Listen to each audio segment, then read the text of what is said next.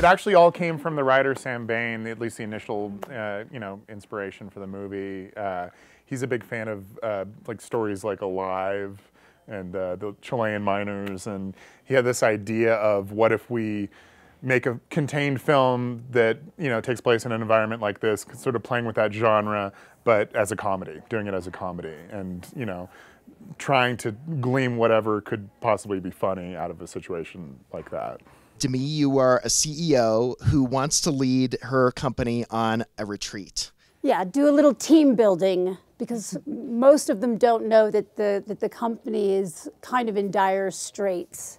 So this is a distraction from that to get them to work harder to benefit me. It's also like a last-ditch, it's a last-ditch effort to save. It's almost like the Fire Festival of corporate retreats. I was just realizing, it's that same type of situation. Yes, exactly. A lot of false promises. Yes. A lot of ambition and no drive.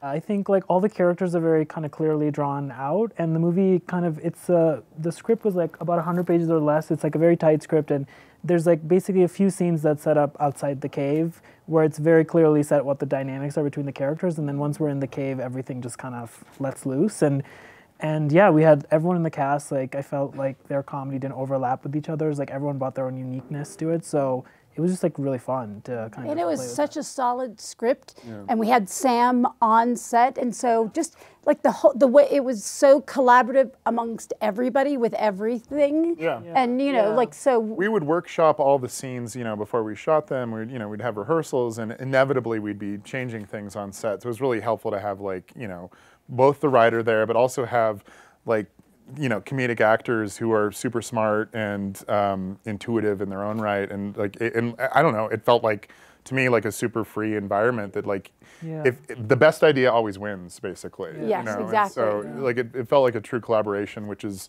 I mean, that's the only way I know how to make movies. And with everybody having I think a shared intention and goal, like whatever is going to elevate, and an openness though to hear, like any suggestion you have for me, please give it. There's this sense in the film where the CEO kind of isn't open to ideas from younger people and people from different backgrounds. Jessica and I kind of play like the up-and-comers in the company who are never listened to and kind of are told to do things the way they are. And I think maybe that's something the film is kind of talking about, is this kind of rigid structure of how corporations are meant to be run and how like different ideas aren't accepted as much.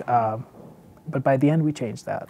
Well, I was going to say that my character would argue that she's more of the up-and-comer between the two of them, and that she's the one who changes that. Girl, my idea literally kept us afloat, spoiler alert. Well, but they, like, our characters are really fun, too, because they have this sort of, like, competitiveness, which could be a commentary on the scarcity that oftentimes minorities are faced with something that feels like a limited opportunity. Sort of in an environment created by a white person. So it is kind of a cool, like there are layers to it. But also, it's just a fun comedy where, like, you see some people eat some lizards and, like, everyone's, like, dirty, like, drinking it's, like, their crazy. own pee. Yeah, there's, like, pee-pee jokes and stuff. It's cool. I would definitely say that she represents the self-centered, narcissistic, portion of the planet. That's true. So, villain. Yes, because if you're selfish and greedy, you are not, you're not, thinking of others. I think she doesn't see herself that way. Yeah. But everything is, and I think if you want to take a look at, like, what's a comment on corporate America, I mean, I think that's what we've been, looking to stand up against, is like, that it's not about the singular.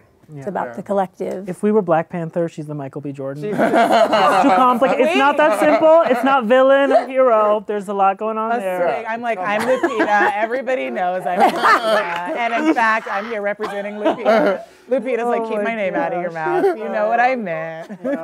Were there any specific reference points, like any actual CEOs you were thinking of to create your I had a couple of very clear individuals that I kind of pulled from to create her. Oh, there it is. That's it. And because it's an interesting, somebody who has that weird confidence that it can so comfortably state something that is so blatantly selfish and and be unapologetic. Yeah. I've met quite a few. Yeah. I can see it in your eyes. I mean, all I know is that I hope that I am nothing like that. That was like, you know.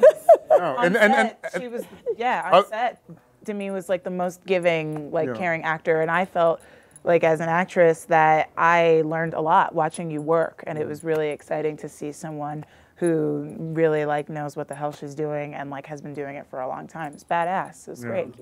And it's a role that I think, as written, depending on, it's very casting dependent. Like, it could have easily been one note, and it could have easily been kind of like, could have gone in one direction. And because it was Demi, like you bring an inherent humanity to any character you're playing, and so it was nice to have that sort of duality happening with her, where like you want to hate her, but also like she is a vulnerable person at the same time, and you kind of feel for her a little bit. Hopefully not too much, but a little bit.